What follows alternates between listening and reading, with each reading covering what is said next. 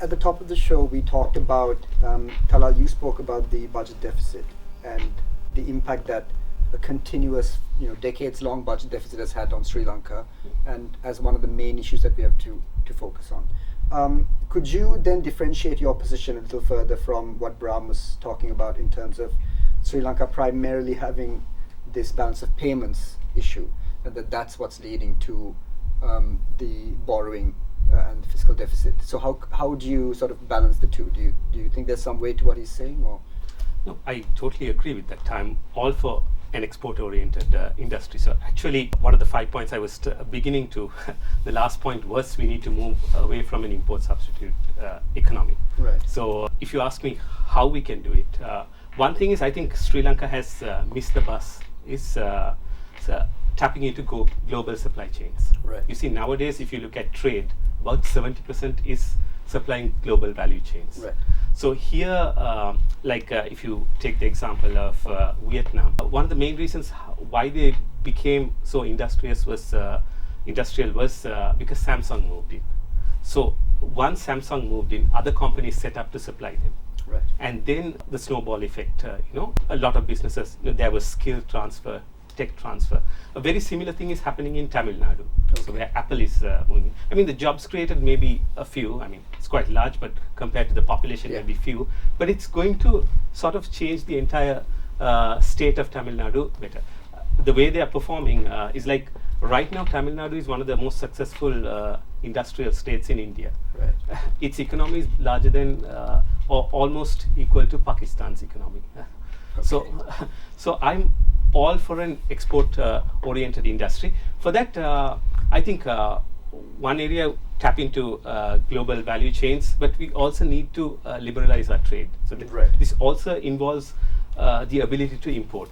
The example which Professor Premachandra Athukorala gives is that China, being a manufacturing superpower, to make an iPhone, imports components from 43 different countries. Right. So when China cannot produce an iPhone on its own with so much of resources, I think the whole mindset in Sri Lanka is that, when I talk to a number of industry leaders, is that we try to manage, somehow figure out to make a product with least amount of imports. And even if we do, there are a lot of barriers. So one is that area. The other thing is also work on a lot more free trade agreements. Okay. So you see, for us to become an industrial nation, we need foreign direct investment.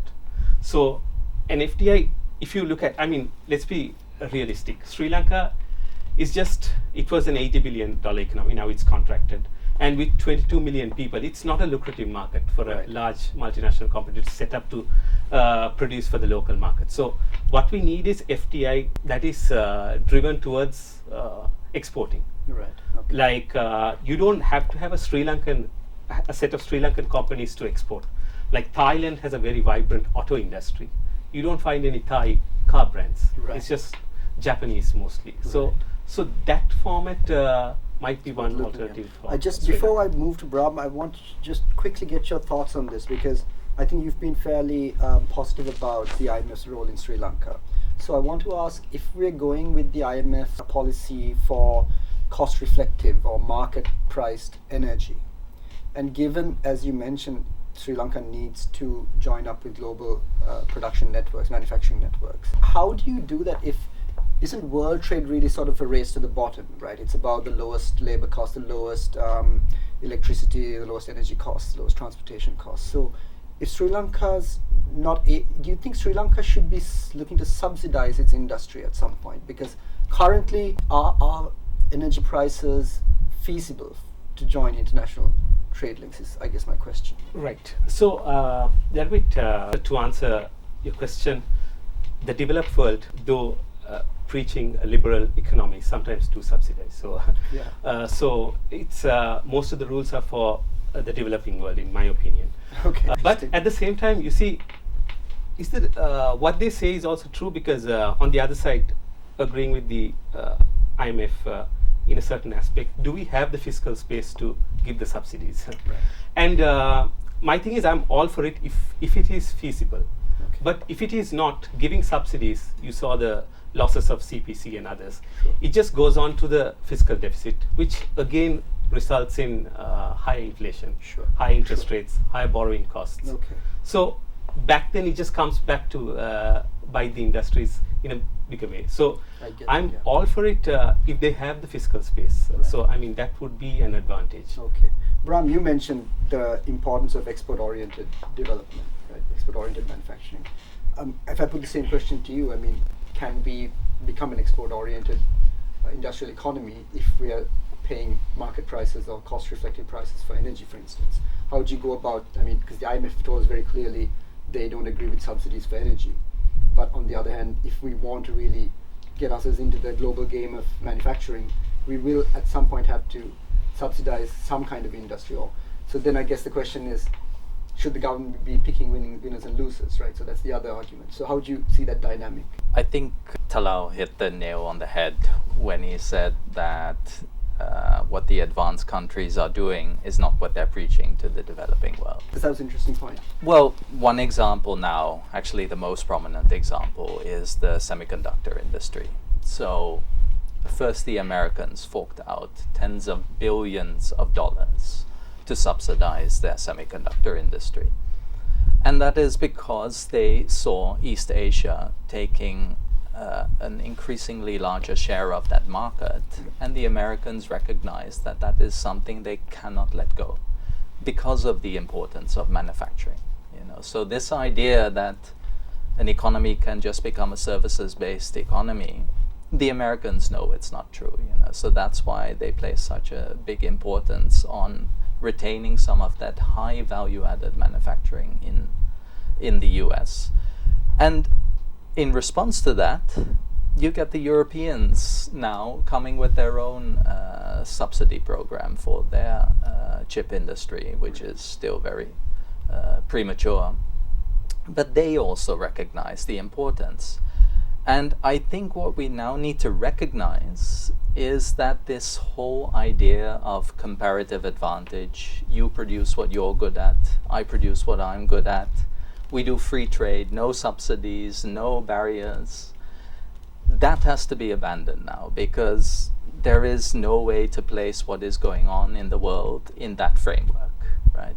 They are now fighting it out over one particular industry.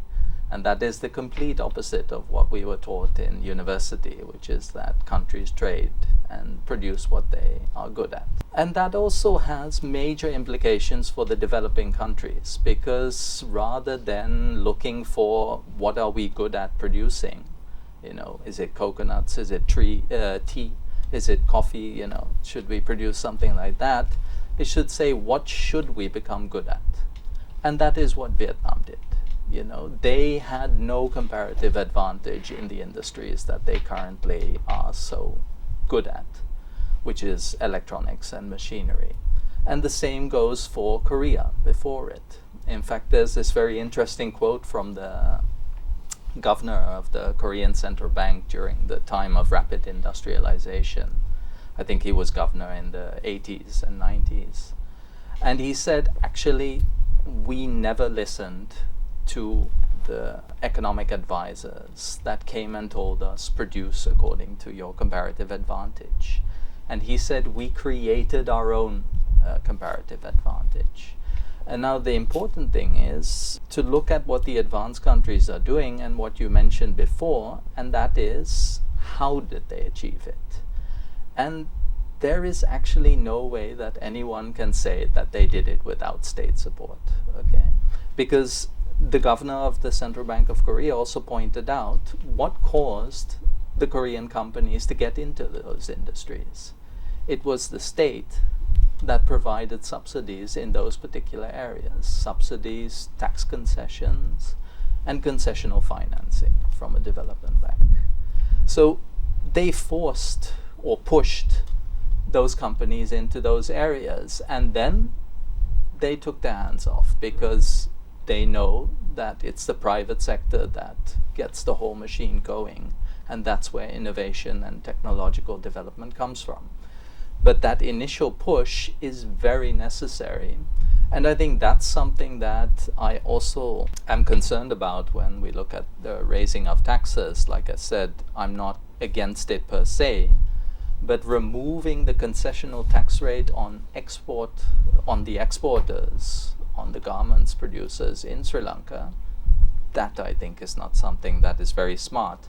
And it's actually the perfect illustration of, let's say, a policy framework that is focused on fiscal consolidation rather than how are we going to grow the economy and grow export earnings. Because the exporters are now getting hit by this Talal, focus. can I get you to come back on that? How do you feel about the taxes on the export oriented industry in Sri Lanka? Do you think exporters should be taxed? Because it's I have to agree with Bram that I think the concessions should have stayed, or Right. at least somewhat smaller, to at least incentivize people more towards exporting. So, Right. so I agree on that policy. And he There also should have been. mentioned, since you're an economist, you're both economists, how do you feel about the theory of comparative advantage and how it applies to developing countries? And how do you feel about, I mean, Bram necessarily says that the free trade regime, there's a sort of a double standard between what the Western countries do within their own economies and what they preach to us. So could you elaborate a little further on what you think about that? Yes. So speaking on that, I would say that yes, countries have, for example, the CHIPS Act and by the US or even China with its state-owned enterprises, how a lot of countries have been trying to call it out.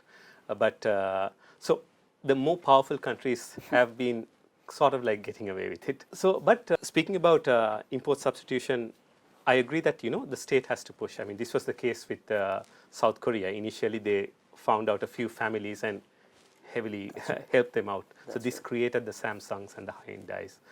But what I feel is that if a government can do that, but should be very strict. It should be like, we're going to give you all the support to get on your feet, but for a certain time, maybe 5 to 7 years. But after that, we are going to liberalize this.